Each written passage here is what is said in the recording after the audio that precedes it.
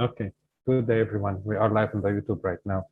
Before going to the session, Jonathan has something to tell us about last week assignment. And we are lucky we have Jonathan here because the assignment, if there is no Jonathan, there is no assignment. So yes, Jonathan, please, you can start.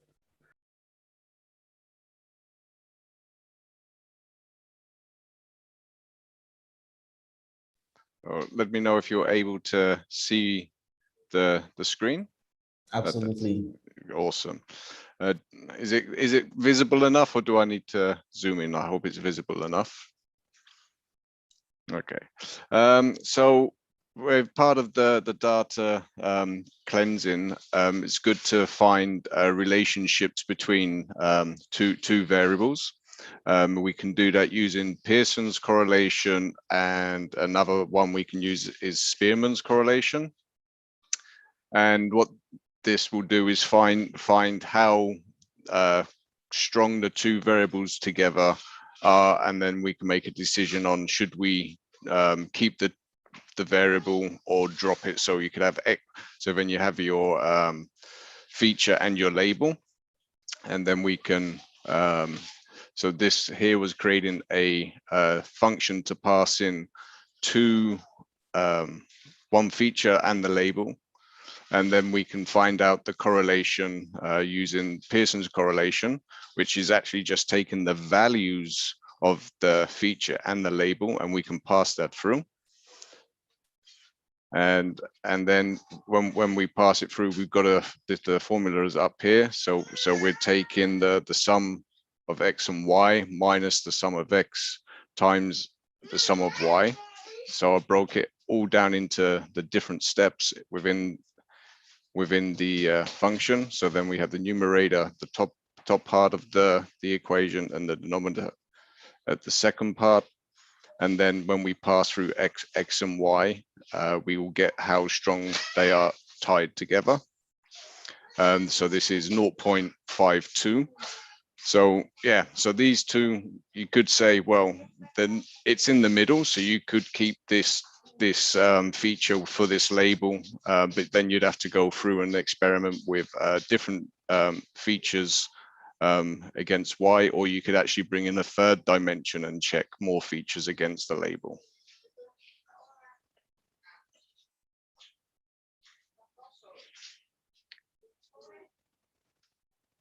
Clear? I'd like to point out some niceties real quick for everyone, Jonathan.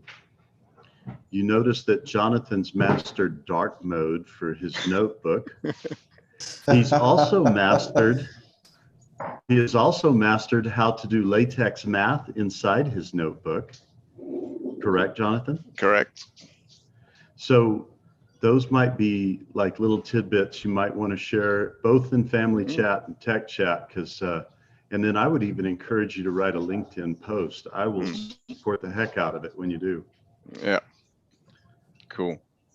And then here, what I've done here, so this is the raw equation, and then here with using, as Tom just mentioned, the LaTeX as well, I've actually plugged in the numbers as well, so you can see how it's getting calculated for each stage of the equation. So Spearman's, is a little bit different. With Spearman's correlation, we are ranking the values in X and Y, and then we're finding the correlation of the rank as opposed to the actual value. So I've actually done the formula for the no-tied ranks. And what I done after creating the variables, I actually created as a data frame going through, so you can see how the calculations are acting, and then how we get the final look of the data set when you add ranks. So we using the dot rank function from pandas. And then it's ranking each value. So we get the rank for X and the rank for Y. We find the difference of the ranks, and then we square them. and it's the square that we take into the equation. So then we take in, so Spearman's always has a 6, so we're always having the 6 times up here. So that's defaulted, and then everything else in the equation is based on the numeric values that we calculate from the rank and the difference squared. So if we look at X and Y, we've got quite a strong correlation based on the rank at 0.93. And here, using the latex, I've broke down each individual point of the equation. And then at the end, when we get our final score, we take that away from 1, and that gives us our final correlation score. Now, Jonathan, can you explain what you do when there's ranks that are tied? Yeah, so when there's tied, I didn't quite finish the formula, the function, but we're taking we take the mean of the ranks instead. And then it's very similar then to the Pearson's correlation formula, but instead of that, you're using the ranks or the mean rank value from Spearman's, but you're actually plugging in the full formula from Pearson's. Excellent. And then And I there's an think example. there's a way to, decouple the ranks with the other equation too. There's some, I forget the little technique that you use. Well, so that was my attempt on the assignment. So I'm still trying to work out now to do the tied ranks fully, and then once that's there, I can share that as well.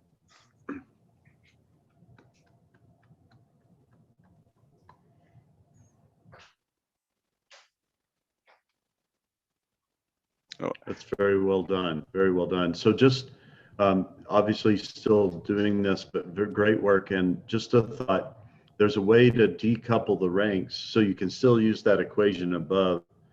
I frankly just can't remember what it is, but I think it might end up with some differences of 0, like here in the middle on your row 4.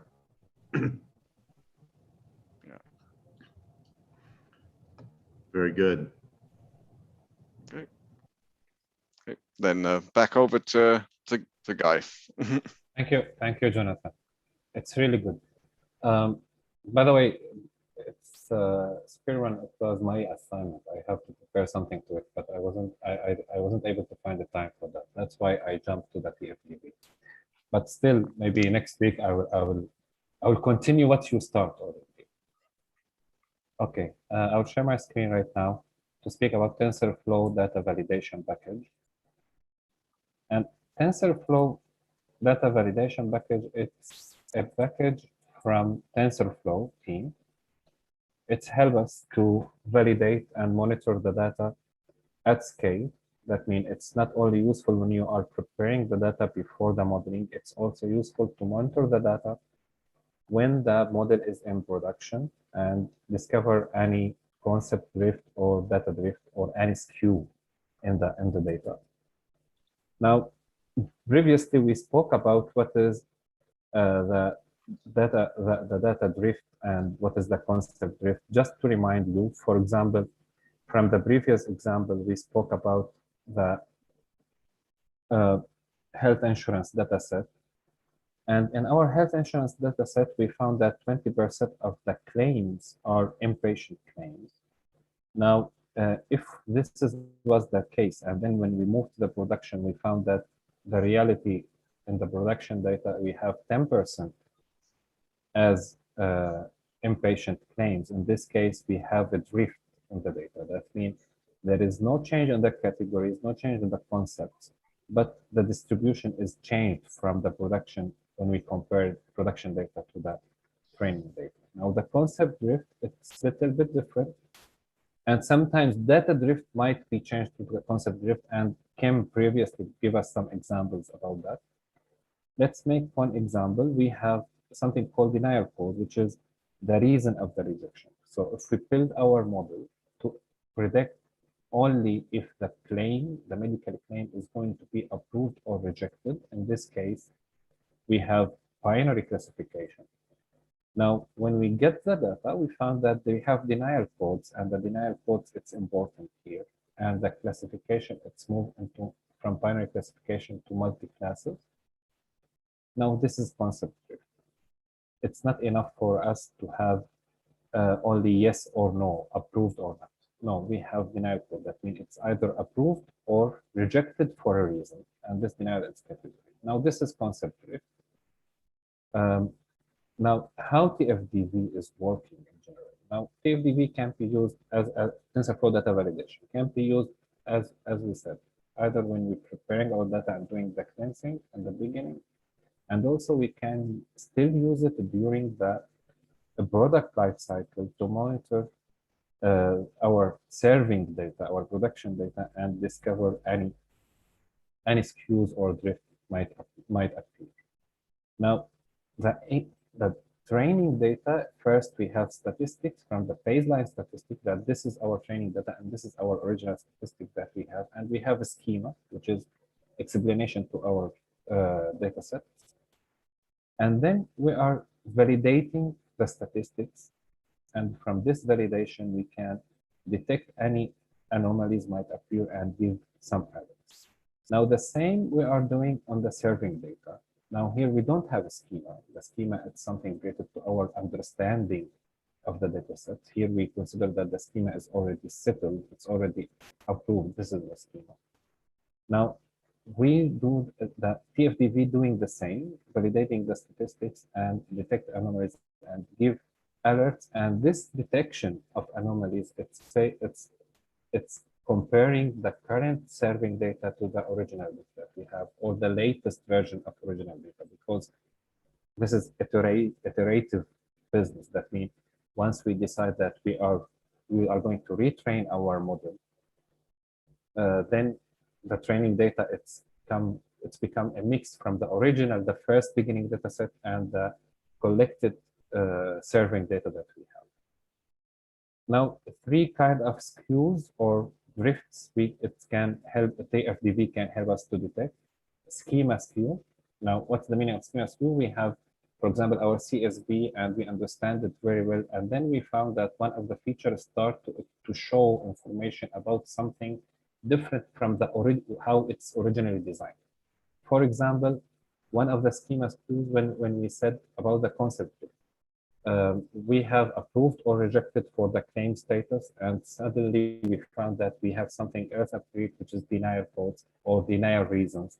And this is schema skew. Feature skew, in general, we can say it's the same somehow, but somehow it's only related to one feature. For example, all the training data set was showing two types of claims, inpatient and outpatient.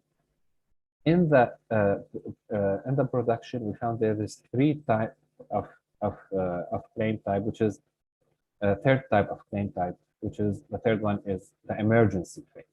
That means the claims that generated for emergency cases. Now this is feature skew. This is not schema. The schema, it's not explaining something different. It's the same. It's the claim type. But this feature, it didn't has only two categories. It has three categories. And then the most popular one, or the most understandable one, which is distribution skew. As we said previously, it's changing the distribution that what's expected for each class or something similar.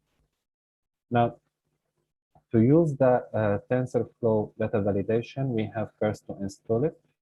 We can find here, I'm installing the TensorFlow data validation, and Apache Beam, because Apache Beam is used by the data validation.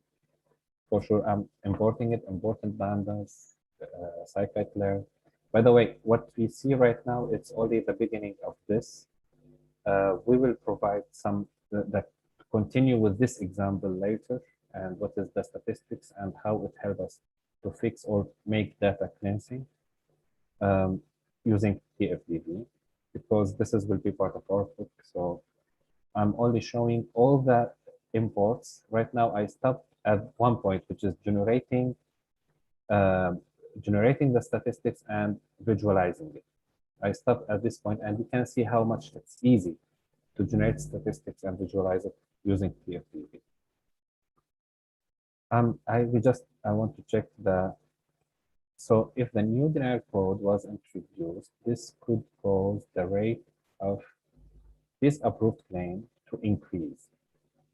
I don't think it will cause the rate to be of disapproved to be raised, because at the end, if we have denial code or we have rejected, it's the same for us from the original point of view. But the model itself, training the model, it will be totally changed. Here we are, this change, this concept drift, it destroy everything, because we are the user when he provide a denial code, that mean to the data set, that means he is expecting to receive a reason for rejection. Now, this is the business idea itself. The business stats, it's changed. Even if we have the same distribution between rejected and approved, but there is, let's say, essential change appeared here. I hope this is answered you. Okay. I will back. Okay, here I'm just using PyDrive just to upload to download the data set that we have from the Google Drive with the Google authentication. This is the only reason for adding it. So if you have the data set stored in a different way, or we have it on the local machine and we are running the full notebook on the local machine using IDE, there is no need to import these libraries. Let's first call this. Now, I think it will take some time because the TensorFlow library itself, it's huge.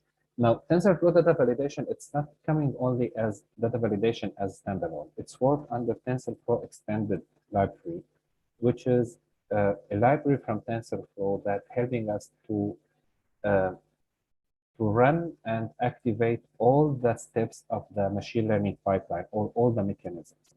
So TensorFlow extended, this is our plan with Tom. I hope if I'm making mistake, Tom, to recover me, is when we explain all the theoretical and practical examples, just from my point of view, just to show how it can be performed by TensorFlow extended, so we can find the very practical way using this framework to perform the tasks needed. I think we need to restart. Okay.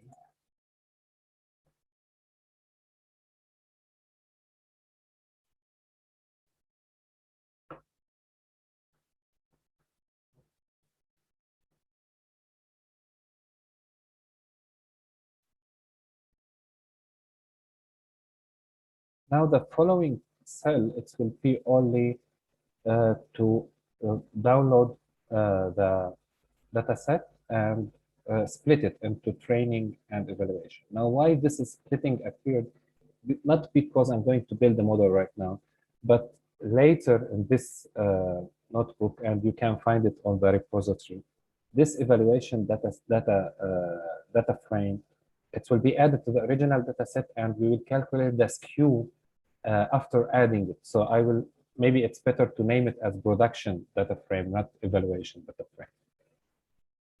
Now let's download the data set. Just quick, I will.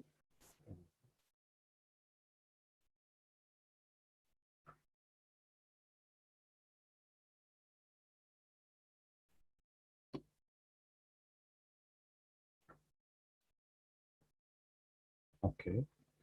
Now, what we have to do, we have to run this function, this method over the training data frame to generate the statistics, and then only showing the statistics using visualized statistic method. Only this two line of code to perform in a very nice way all the functions that we show related to how to understand the data types of the data set, how to calculate the percentage of nulls or non values. All of this, it will be appeared immediately using these two methods.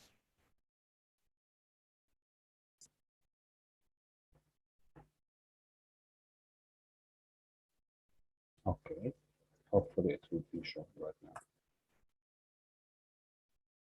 Okay, now this is the report that we get about our dataset.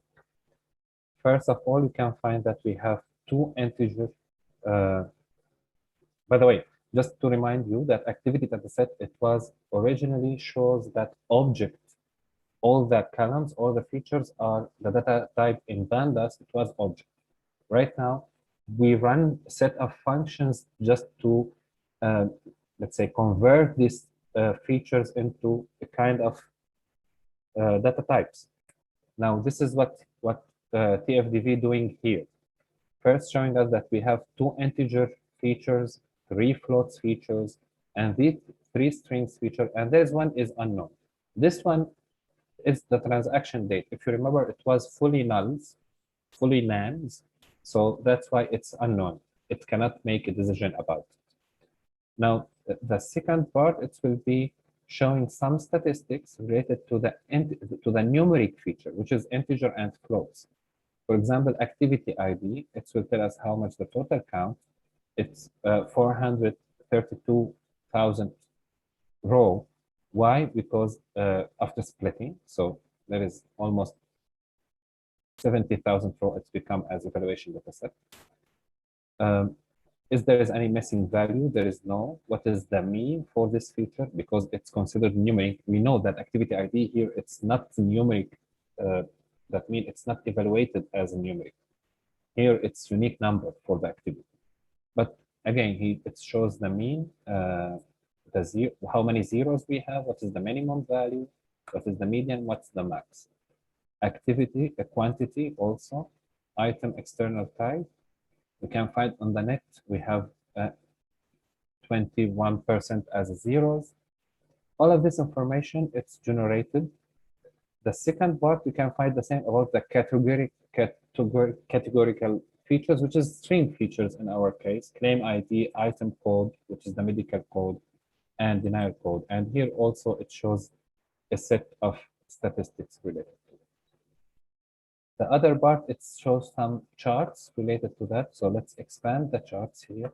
And we can find that this is the activity ID values and how it's the percentage for it and the count for each value according to the range. The quantity, and we can find that most of the quantity is run under 5. And this is expected. It's medical procedure. We cannot expect that we have 10 times surgical operations appear. Yes, this is clear. Now, for example, if we have the item external type, we can find that there is 3 or below 3.5 majority of the cases, and then we have over 5 or it's 6 in general, and we have at 9.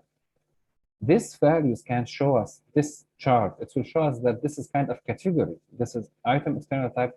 There's 3 types. It's repeat, so we can understand that this is a category similar to the net, and all of this it's appearing here. The same we can find on the categorical features. We have also a set of statistics related to each one. Now, one of them, let's go. I just want to show this one. I think it would be useful to show it. It's about the denial code. We can find that 85% of the cases, we don't have denial code. Now, should we drop this column or not? Right now, I think you are aware about the idea of the model itself. And I think maybe the next session or maybe after 15 days, we will start in the modeling. Now, according to our dataset, I don't know who would like to answer about this question. Should we drop this denial code or no? Because 85 of the cases are math. Before getting the answers from your side, I just want to highlight this 2 references because it has all the needed explanation about the TFDV and also some other explanation related to the TFX TensorFlow extended. So it will help you. Also another reference, it's very nice. If you like to go and pay about some courses, you can go for the new specialization. from Coursera, from deeplearning.ai on Coursera. It's the machine learning production pipeline. It's 4 courses. In the second course, we are the instructor, not we, I'm only in the testing team, speak about the TFDV and what is the best practice for it and how it's useful. So now let's back to the question. I'm finished here for today. It's only to show how much easy to use the TFDV and how much time it will be reduced using it. So who would like to answer the question? I'll stop sharing first.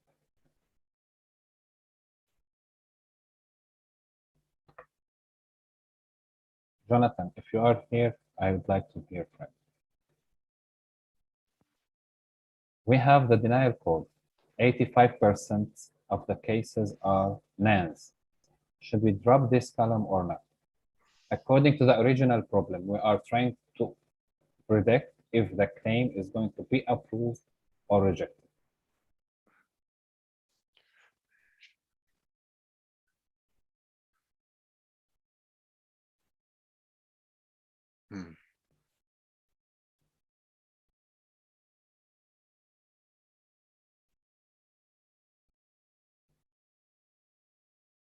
Anybody else?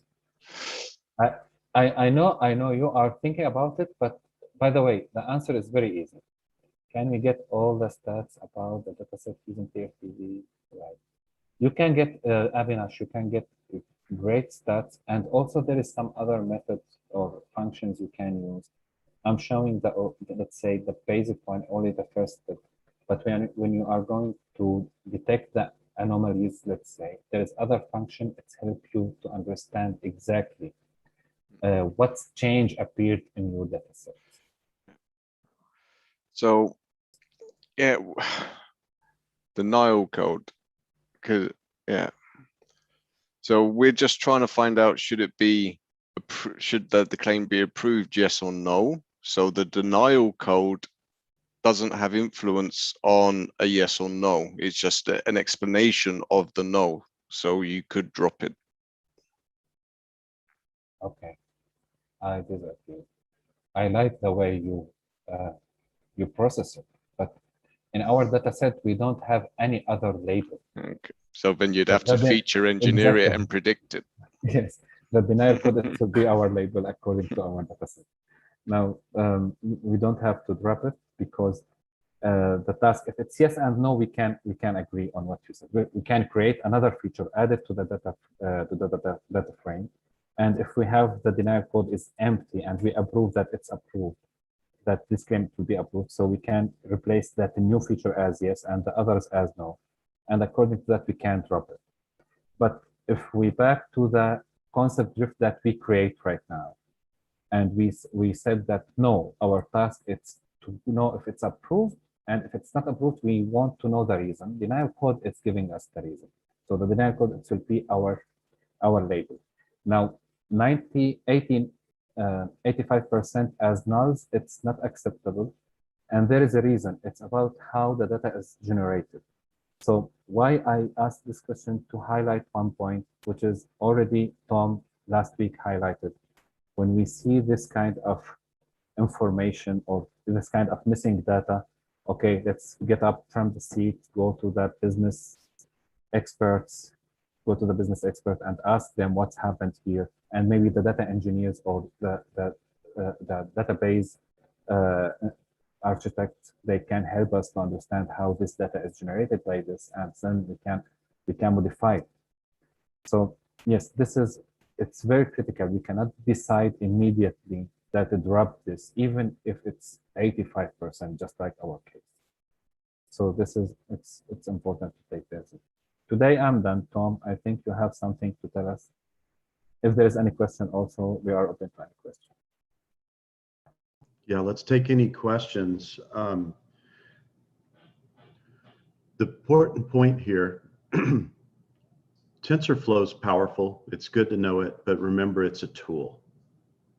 And I was just answering a question from Avinash. Can we get all the stats about the data set using TFDV? And Guy, correct me if I'm wrong, I said, Avinash, most likely. but what it can't cover, I'm pretty sure that the stats module from SciPy can. This is the spirit of remaining tool agnostic, but at the same time, hey, I like to go down to the store and buy a new tool that makes my work easier.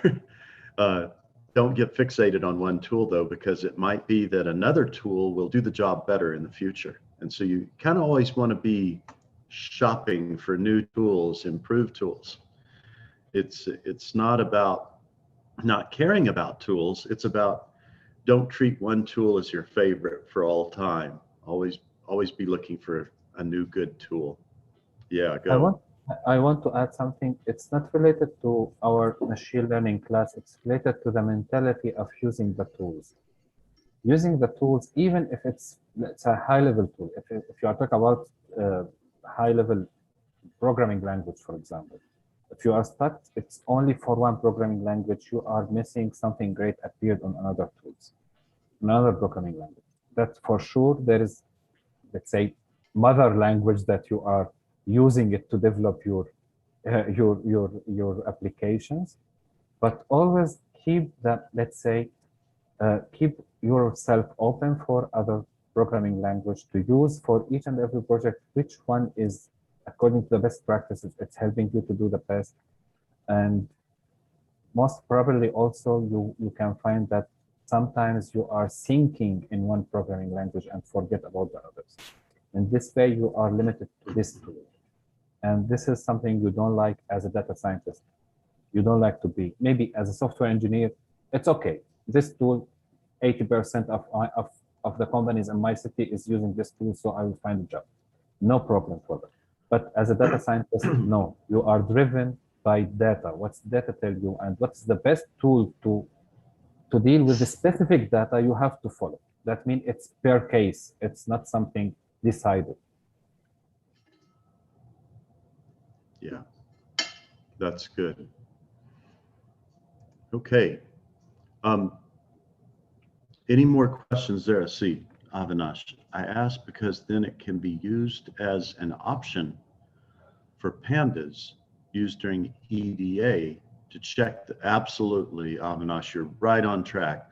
There are other libraries, I mean, which do the job for us, but just as a curiosity I asked, and that's great. That's why those are great questions. Okay, good. Well, so we're kind of wrapping up cleaning data. And as you can imagine, let me take you back to these. Oh, I need to share. Forgive me. 1 second.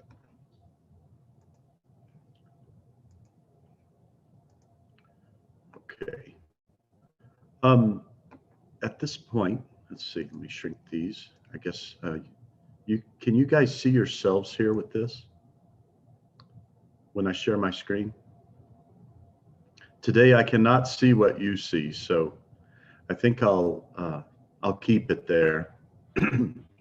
So you remember we were talking, oh, wait a minute, there we go. You remember how we showed this last week? Give me a thumbs up if you remember this from last week. Excellent.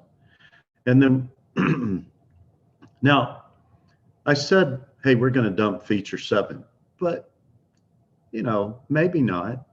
If you really look carefully, if all the nulls could have been related to an NA or a 0, and it was just some bad data entry system, a lot of times you can tell, oh, they should have put NA and that wouldn't have caused it to be a null. And I can tell that conclusively. So it's not necessarily that you throw it away. I just meant in the sense of, if we're going to predict missing values, this one's a loss. But if we can impute them by some other logic, not using predictive modeling, it'd be okay to keep it. And you remember, we went through these. This is a brief review. We dumped 7, then we said, okay, these will be my training inputs and my training outputs. And something I should have pointed out, really extend it over to the labels too. The labels are very valuable to help us predict, to train for feature 6 being our label. So these become a feature. this many of the labels. And then we're predicting this amount of the missing. And then we have that new. And this could be a lighter color to represent that it's the new data. Now, this is just a brief overview. Why did we choose to do this portion of feature 5 instead of this portion of feature 6 first? Because overall, we saw that there was a stronger correlation for these to feature 5. And again, we're going to grab that amount of the labels for the training data also. And for the test data, we'll use this portion here and predict these. Then once we have those, we can go predict that little bit left on feature 6. And then we keep going through and doing it one at a time, but leading with the one that has the strongest overall correlation. Well, let's look at the math for that now. So, I'm behind, but I will load this up to our course repo. So this is that fake feature generator that we had before.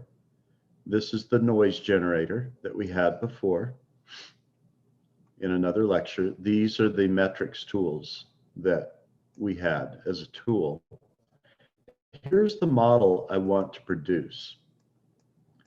Right here, I'm saying, okay, I want 0.36 times the first feature and 0.15 times the second feature. But what are those features going to look like? Well, here's where I actually produce them. First, I just create, I say I'm going to have 300 points, and I create a zeros array for NumPy. And in each of the columns of that NumPy array I've made, which is 300 by 2, the first one is just the features themselves from 0 to 10 with 300 points in between 0 and 10. The second one is from 0 to 3, but it's squared. So obviously 3 is it's gonna go from 0 to 9. And then my noise envelope, because I'm only gonna add it to the Y model, I just make it a single, excuse me, to the Y outputs. I say it's 300 points. I should have put num points in there, by the way. And I'm going to start out with 0 noise, okay? So let's do this much. I'll go ahead and run it while we talk. And we'll produce those. We need like a Jeopardy theme song music or something like that when we're going through times like this.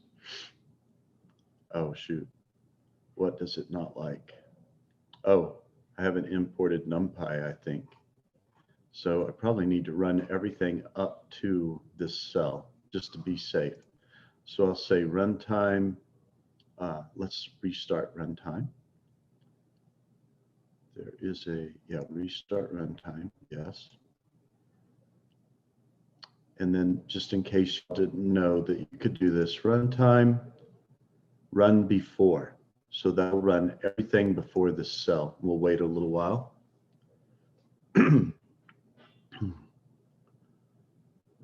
This is pseudocode. Oh, shoot. I should have made this. Okay, that's okay. If it ran everything else, we're golden. Yeah. So I'll scroll down to where we were. Okay, that was the NAND density stuff, values of strings. There we go. Okay, now we're back to this. So I'll run that. NumPy should be loaded now. Excellent. So, but the key here, bonus kudos from Dad. If you guys can tell me, why did Tom do this? Okay, hold it in your mind and come off mute and interrupt me if you figure it out, but I'll explain it soon. So now I'm going to create my fake data frame from all that work. I've got my X features, I've got my Y model, and I'm just horizontally stacking them together right here. The reshape is just to make Y two-dimensional. This is a nice little trick. saying the original dimension, and then for the second dimension, just make it by 1. Okay, and we even do a fake scatter plot, and I'm using Plotly Express, which is nice because it allows me to rotate the 3D graphs in a notebook, Okay, so now we know our little trick.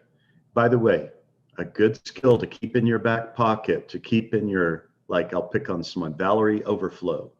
She doesn't have Stack Overflow need all the time. She creates her own set of learning tools, and she has because she's going to forget, not as bad as me, but she's going to forget how to go back and forth between Python arrays and Pandas data frames. So this is how we go from a data frame to just a values, to a NumPy array.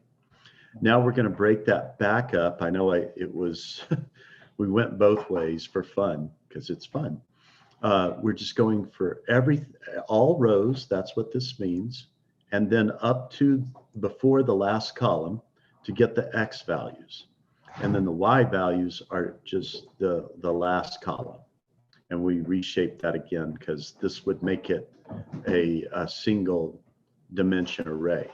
And then just going to look at the outputs from that. So we'll run this part to get the values, and just to save space, I'm going to make that go away. And then we're going to just look at the dimensions, and it did what I wanted. It made them both 2-dimensional, but this is 300 by 2 for the 2 features, and this is 300 by 1 for the label. Okay. Now, this looks like a lot, but it's mostly imports and visualizations. Everything that I really need is happening right here on line 13. So I just wanted you to see that. And this I don't even know why I'm doing that. It's going to get overwritten. I want y'all to try to ignore in your mind's eye line 12, because I think that was in development and I forgot to delete it. But all I'm doing is I'm saying, I want the number of test points to be 1/4 of the total number of points. That's all I'm doing. I think I'm going to delete this line because it's just not good to look at. And it's good to have this white space. So now the indices for train test split are here. The first set is for training. The second set is for testing. And that's what this will create for you, 2 arrays in 1. So we'll run that. Oh, I see why I did that. My bad. Let's see if I can. Yeah, it was just to create an empty one first. Okay, so here are my train indices, and you see there are a lot more of those. I could have printed the links, of course, than the test ones.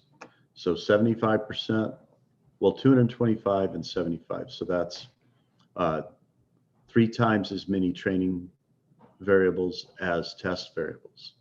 So we go down to the next one. And now I'm going to use those indices to choose out which ones go to train and test.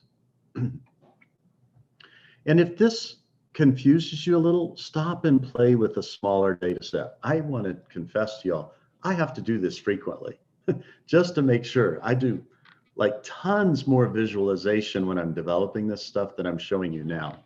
So if you do that, go back through and look at an output from each little step, you'll go, oh, okay, that's what that's doing. So now all I'm doing here is I'm going to print the training variables as blue and the test variables as red. And even though it's already there, I'll rerun it. Now, good, I reran it. Why are they all in a line? Because I made sure noise was 0. And there's a reason I wanted to do that, and you'll see it soon. But you can see those red points intermixed in here for the test variables. Okay, now here's a very important part. Everything else was just building up to this. I'm going to load the linear regression class. And I'm going to instantiate a model called MOD. And then I'm going to fit that model with X-train and Y-train. I'm creating model weights so I can have a model to predict when I send it new input variables. But I'm going to go ahead in the same cell and predict too. And the model predict is going to use my X test. And then I'm going to compare my Y test to my Y predicted. So these are the predicted values, and these are the ones that we split off for testing. And we can use that. We can look at how they plot out against each other using these lines and all of this. And we'll see how well we did graphically, but we're also going to get some numerical things here. So I'll run that. Okay, now look at this. Do y'all remember the weights I set for the fake data? They were exactly those. Now, why did I get exactly those? Because the noise is 0. And this is a good way to test the concepts. We would expect to get these original weights that we created the fake data with, like we've done before. And you can see that the errors are tiny, and the R squared and R squared adjusted are 1.0. So this is not reality because we have 0 noise. Now, does anyone know? I said above, we didn't run correlation, did we? We didn't see how X1 and X2 correlate against one another. Why did I make X2 squared? Why did I square it, in other words? To avoid any collinearity. Whoever said that, good job. Okay, now we go to the next one. What am I doing here? And I should have put some, I'll add some comments to these to make it clear I was rushing through this for something else. This is so I can do everything I just did above again. I'm going to only change, I'm going to only do modifications to the original feature. And then I can add different noise levels here.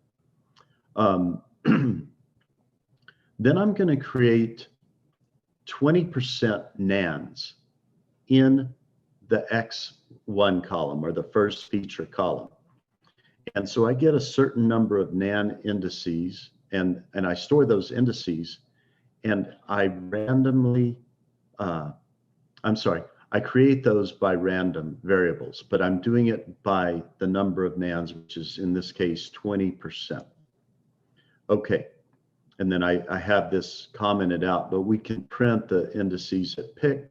And then I say Y for missing values.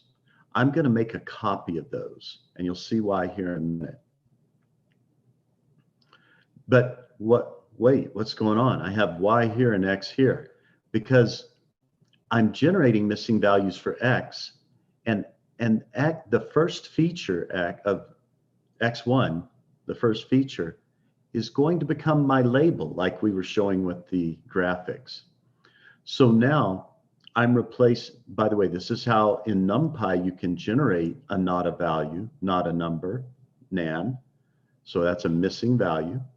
And so what am I doing? I'm taking those randomly generated nan indices, and on the first column of X, which is going to be our new label, I'm making those nan. And that's why I preserved this right here, because I wanted to keep a copy of the ones that are getting replaced. Now, I stack this new frame together. I've got my X, my Y, and my Y for mv.reshape. So this is a new one compared to above. This is X1, but without any nans in it, and that's key. So then what I do, this is key right here. I do an argument sort on the first column of the data, using the first column of this new data frame, or excuse me, this is still a NumPy array. Why do I do that? To put all the nans at the bottom of this NumPy array. Okay, so now you can see what I'm doing. My train set is the top 240. Those are the ones without nans in the first column. My X2 train, so the first column, the second column. I just want to make sure I'm not confusing you guys. We're doing that reshape trick because each of these would just be unidimensional vectors. We need two-dimensional. And so I'm stacking these back together. So this is our first feature, which was X2 for the missing value imputation. Now we're going to do modeling for the missing value. This is our label, our original label. And so we're just creating what are going to be the X variables for the imputation when we predict the missing values in the new Y, which was the first feature. So that this language is all that makes it tough right now. Okay. Now for test, I'm using, okay, I've got the first feature, the original label, which is my second feature. This first feature is my original second feature. But what is my Y test? It's those bottom values that were the original ones that don't have the nans, because I've made the other ones nans. So I make a new model. This is a different instantiation, even though it's named the same thing, and I fit it using the X and Y train, and then I predict with that test data set. And let's see what happens. Uh-oh, what did I do wrong?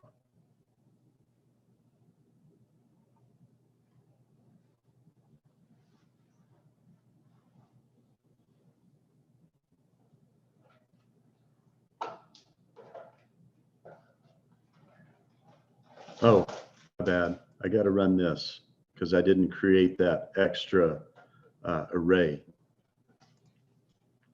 Now we're okay. Okay, now look what happened. Here's what I'm saying here. Do the prediction for those missing values of X1, the first feature that had the nans. Then let's do Y prediction minus those ones that I saved off that didn't happen the same. This is the value of fake data. We can see how well this works. Then I'm just rounding things off and taking the difference between the two arrays. Between this, excuse me, I'm taking the mean of that difference, but the difference here is, I'm sorry, our predicted values minus our original values that we knew it should predict. And look, it's all 0. Now that's great for no noise. But what happens as I increase the noise? Well, that's the reason I created this cell up here. Let's go on ahead and just amp up the noise to 0.2 and rerun each of these cells. Okay, now I get some differences, but this average error is only 0.25. And yes, the model weights are different too, but can you appreciate how predicting these missing values is better than trying to not predict them? So I'll load these soon to our course repo so you guys can play with this more and break it up and look at it in more detail. But this is a very simple version of imputing missing values. I see that we're close to the end. Sorry, I got on a roll. When we have a bigger data set, there's still a lot more we got to learn before we can do this. And this gets back to that acyclic nature of our work. When we're using predictive models to replace missing values, we're doing predictive modeling already. But because data is so important and we want to be data centric, that's the heavy work. So this is the most complicated part of data cleansing, which requires a knowledge of everything else. And you could cycle back through various methods of cleaning the data, make that part of your overall loop to see which imputation, which predictive modeling method in your imputation of missing values is the most accurate. And I better shut up because we need to get to a little break and go to mentoring. Guy, anything? it's only one point before go. I want to, because I mentioned the courses on Coursera from deeplearning.ai. Not next week, the week after next week, after 15 days, we are going to run the mentoring or the class as let's say official event for deep learning AI. And according to that, there is a discount coupons. It will be for all who's answering the survey. So this is why don't rush, don't go immediately to Coursera, because we can get 50% discount for those who's interested in that. The specialization is great because it's cooperation between deep learning.ai and Google. So the content is really nice. This is the only thing for today, I think.